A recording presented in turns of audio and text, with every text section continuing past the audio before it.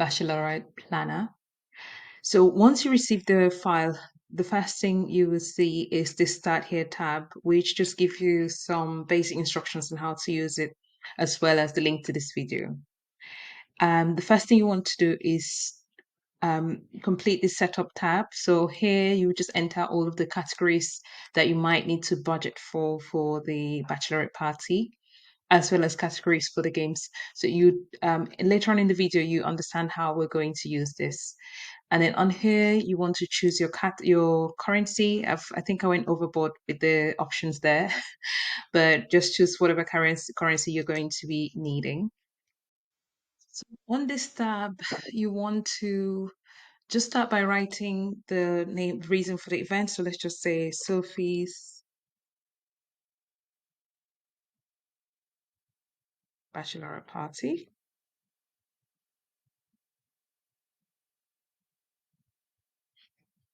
And then event date, you just double click and select what date the party is going to take place. So let's just say 16th of November. Start time, 3 p.m. End time, let's just say 10 p.m. And where it says insert image, you might want to insert the image of the bride or any image, or you might just leave that blank. So I've got an image here that I can insert. So just click on insert image, insert image in cell, browse, and then just select whatever image you want to insert.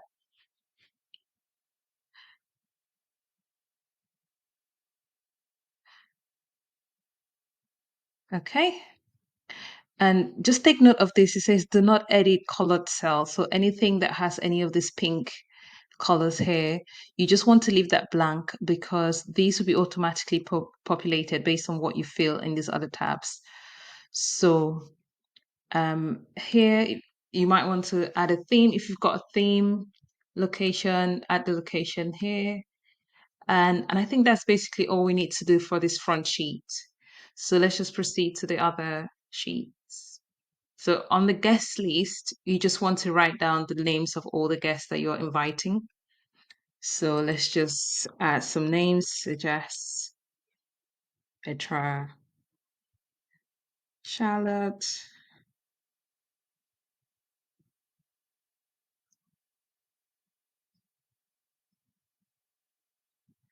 I'm just making some of these up.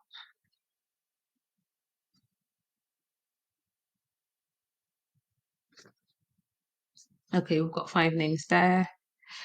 And then here, just fill in their details, phone numbers, emails, just depends on how much details you want to fill in. And as you add the names on here, it's going to tell you how many guests you've got invited here. So there's formulas here that will tell you your total number of guests. And the RSVP column is for you to just, if the RSVP then said, oh, they're coming, so you can just add here, attending, pending. So you just update this as and when you hear back from the invitees. Let's just put more people attending. I think we can add one more name here. Let's just say, okay. And also just fill in whatever details you've got here. So here, so obviously with parties like Bachelorette, sometimes the groups of friends decide to put money together to do it, or maybe one of the guests might decide to make a contribution. So if they do, you can just add it here. So this currency will be picked up based on what you selected at the front sheet. So let's just say if they made any other contributions, so if, for instance, Bridget is bringing food, just put there bringing sandwiches or whatever they've decided to contribute, drinks, and just any other notes. And here, so on here you can see whenever if somebody says that they're attending, this also tells you the guests that are attending. And on the front sheet, on this overview, you'll be able to see here the guests. So this automatically populates and tells you which guests are coming or which guests have confirmed to be attending. To-do list tab, all you want to do is just, if you've got a to-do list, just write them all down, On here, you just want to put the due date. So let's just say you want something done by the 10th. So I'm just gonna add task. Let's say book venue. You want to assign that to, let's just say, Bridget. Um, and then another task. I'm just gonna add a few.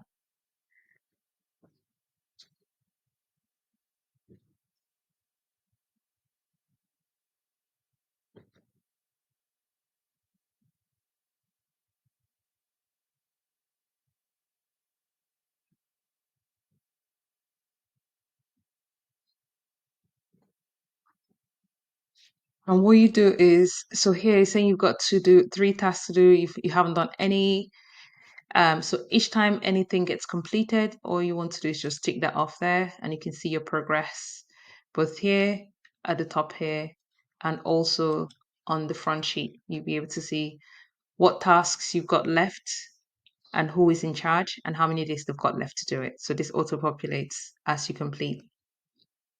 And then the budget. So on the front sheet, where on the setup tab, so this is where all of these categories come into play. So whatever categories you've got on here is what you be able to select from on here. So you might want to just like say the event venue, and this is the budget you've got for all of this. So I've just gone ahead and pre-populated them, but obviously feel free to change each of these ones and allocate whatever budget you've got for that. Here I just put income because obviously you need some money to plan it. So the group fund is picking the group fund. So obviously you include the budget for where you think you're going to get some money. And then the actual amount for the group fund is picking up from this guest list. So whatever people contribute here will feed through to this tab. So this is the actual money that has been received. So additional fund, it could come from the bride, it could come from whoever's organizing. So when you receive the fund, you add it here. It just gives you an idea of how much you have to work with on here. So if you received only a total of 900, obviously you don't want your expense budget to be 2000, for instance. So this just gives you an idea of how much you've got to work with. And on this side, what you want to do is, all of these are not relevant, sorry. What you want to do is just double click, select the date. Let's just say you book the hall or book the event or the venue.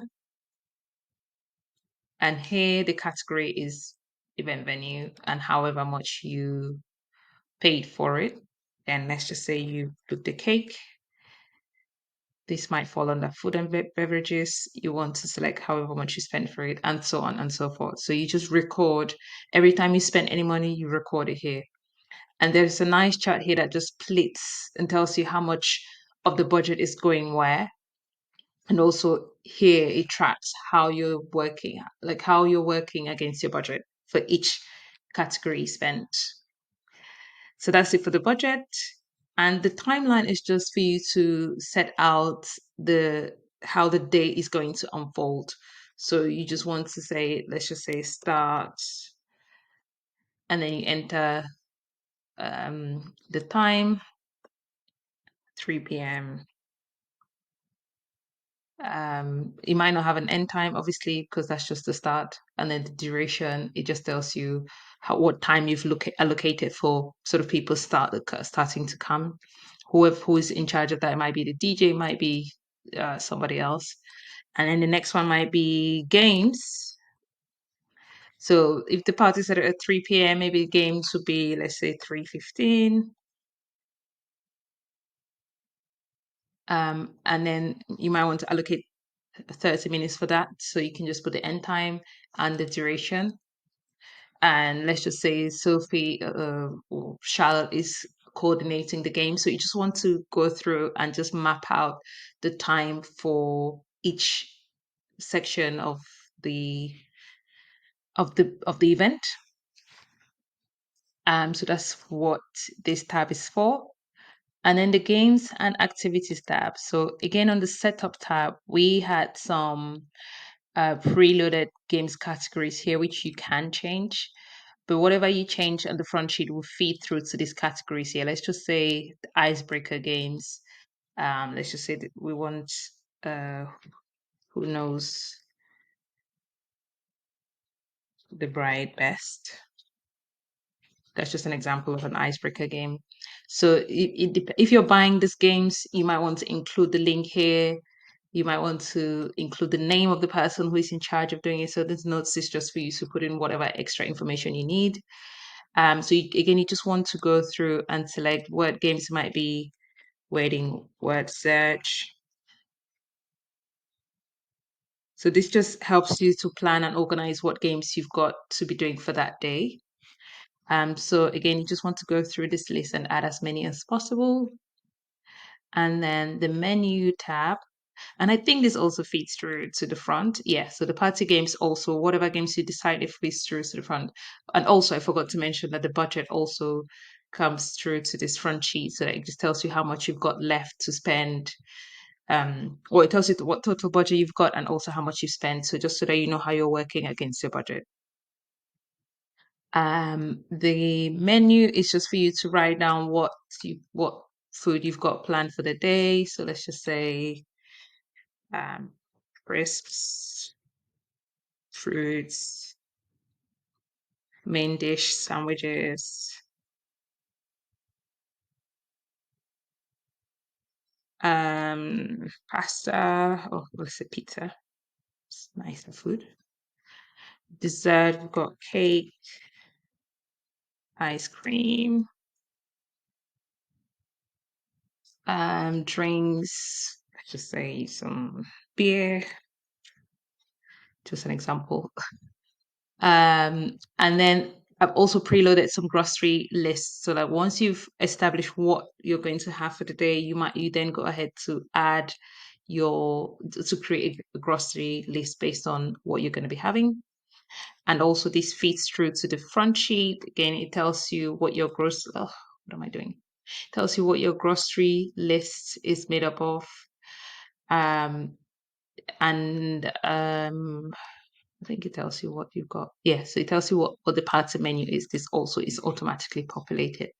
So I think that's it really for the planner. This bonus tab just tells you, it gives you, because I'm adding a few bonuses for you as a thank you for buying this planner. So I'm going to add the link here that you can just click through to get access to their cards. All you have to do is just print it out and cut it off and use for the day. And also I'm adding a few games for you. So there's 7 pages. So I'll add the link to this one. All you have to do is click through and print it off and use for the day. So I hope this helps.